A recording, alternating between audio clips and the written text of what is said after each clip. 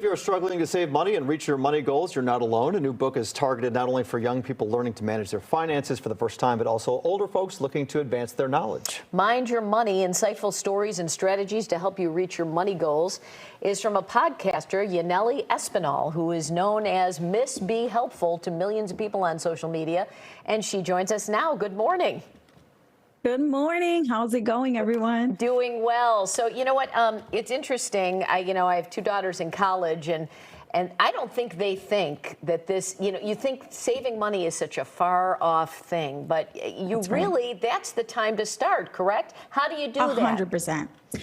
I want to say that when you're in college, it's really tough because you're still kind of dealing with being broke a lot of the time. You're trying to save up for costs that come up that you didn't expect.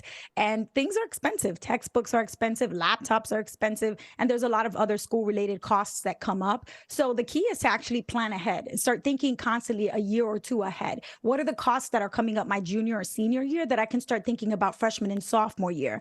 Because the reality is, if you just keep looking at the situation week by week or month to month, then that's when you kind of stay in the situation where you have a short-term view. And so in the book, I talk a lot about having a long-term view of how to save your way to bigger goals, like paying for a graduation trip or being able to afford your cap and gown, and things that are a little bit longer term out, and just also learning about the banking system, because a lot of people will be saving their way to wealth, and that's really not possible with the really low interest rates that a traditional savings account offers, rather than going out and seeking a higher yield savings account for a higher compounding interest rate. Yeah, just so tough in your 20s. I'm not sure that I saved a single dollar until maybe my 30s. But what advice, after they graduate, it's tough for kids in their 20s and young adults in their 20s. You have student loan debt and you're looking for your first job. So what do you tell them?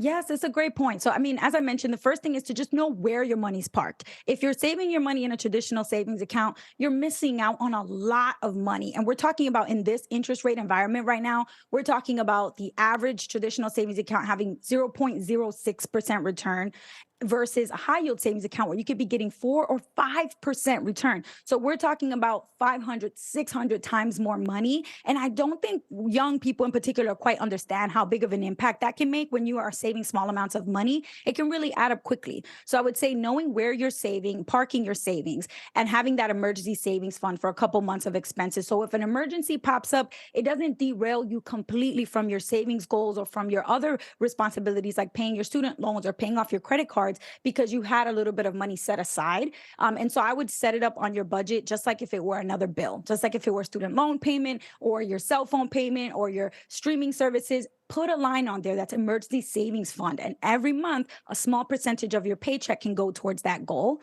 And then the second thing is really just understanding credit usage, because the largest mistake that young people coming out of college tend to make is using and abusing their credit cards because they don't really understand the 5 factors of credit or how credit cards actually work. And tell people how that credit score, I think young people don't think about, you miss a couple payments, and talk about how that credit score follows you and how you explain that to young people, because I think that's your secret. You're talking to young people as a young person, whereas some of these financial people, I think they tune out the young people.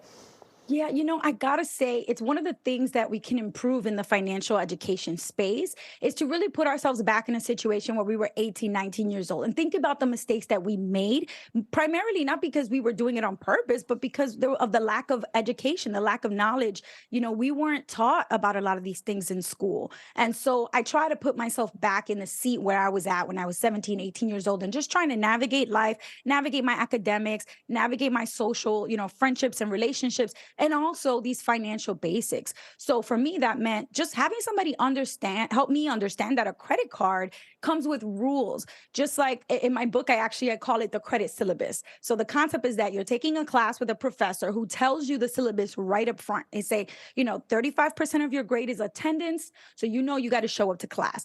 30% of your grade is making sure that your midterm and your final exam, you pass those exams. Okay, well, you need to study. So it's the same thing with your credit score. There's 5 factors of your credit score that I think every young person needs to learn, whether they have a credit card already or they're thinking about getting one. You got to know the 5 factors of credit because they each take up a bunch of a percentage towards your grade. Some of them are up to 35% and some are as low as 10%. But all of those points towards your grade, which when it comes to credit, it's really your credit score. And you want to be as close as possible to 850, which is an excellent credit score. And that allows you to save with lower rates when you borrow. So if you borrow for a car payment or if you borrow for a real estate investment, you'll get the lowest rates when you have the best credit score. And if you mess up your credit score, depending on how bad it is, it can take years and years to repair that or to fix it, which to your point, how it follows you. And so it's really important to get it right and start early. Well, thank you so much for joining us. The book is Mind Your Money, Insightful Stories and Strategies to Help You Reach Your Money Goals. And Yanely has a podcast too, as mentioned, Financially Inclined. For more info, head to mindyourmoneybook.com or missbehelpful.com. Thanks so much. Thank you so much. Excited.